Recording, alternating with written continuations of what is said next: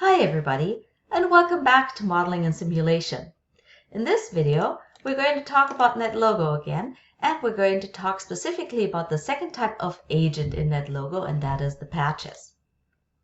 Let's pull up NetLogo, and the patches make up the world, that is the background within which our turtles move. We configure the size and the number of patches that we have within our world with the settings panel here. Here we're seeing that we have 16 patches on our x-axis, 16 patches on our y-axis, and each patch is 13 pixels large. So with that, I can now ask my patches to do things just in the same way in which I ask my turtles to do things. That's what we're going to do now. So I can ask my patches to set their color to, let's make it ugly. Let's make it green. All right, so I'm asking my patches to set their color to green. Oh, that's an error because I asked my patches to set the color attribute to green.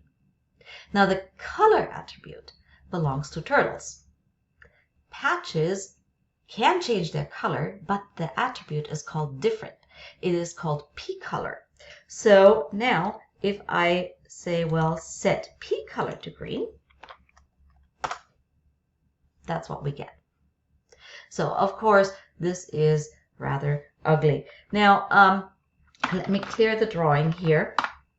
All right, it's still green and it's still ugly. So let's make it something nicer.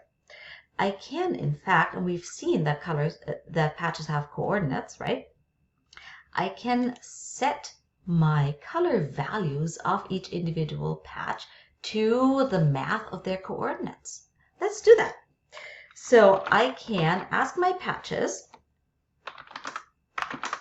to set the P color to the PX coordinate multiplied by the PY coordinate.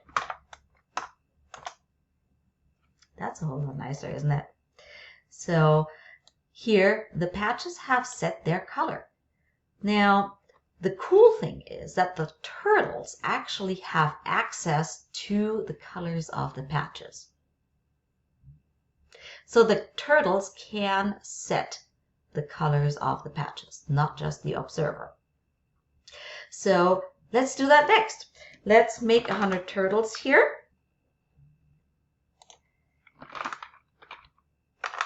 With CRT 100. So here are my 100 turtles.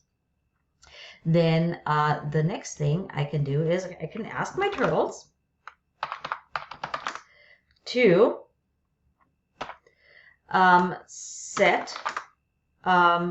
set themselves to a random spot within my world here. That's what I'm going to do next. So set XY to a random X coordinate and a random Y coordinate.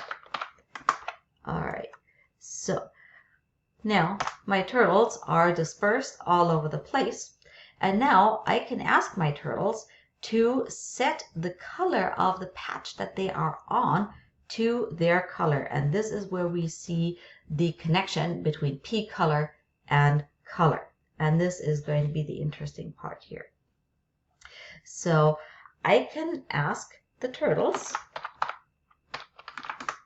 to set the color of the patch to their own color. Now what happens? What happens with this one here? You see, this one had a green turtle sitting on it and the patch went green. This one here had a yellow turtle sitting on it, more closer to its center, so the patch went yellow, right? So again, the P color variable belongs to the patch. The color variable belongs to the turtle. Okay, so I'm going to ask my patches to go black so we can see the turtles. better, right? Okay. Oh, I have an error again. NetLogo tells me that it highlighted the expression within the angular brackets and it expected a command. That's because I didn't type set P color, right? There you go. So now we can see our turtles, and we can see that all of our patches have turned black. So the next thing I can do is I can ask actually my turtles to point towards the center of the patches that they're sitting on. And this is useful because if I want to find the center of a patch, I can actually have my turtle show the direction. So for that, I can ask my turtles to face in the direction, face XY, of the patch X coordinate and the patch Y coordinate. And here you go. Our turtles are now facing towards the center of the patch coordinate that they're sitting on. All right, so this is how we modify patches in NetLogo.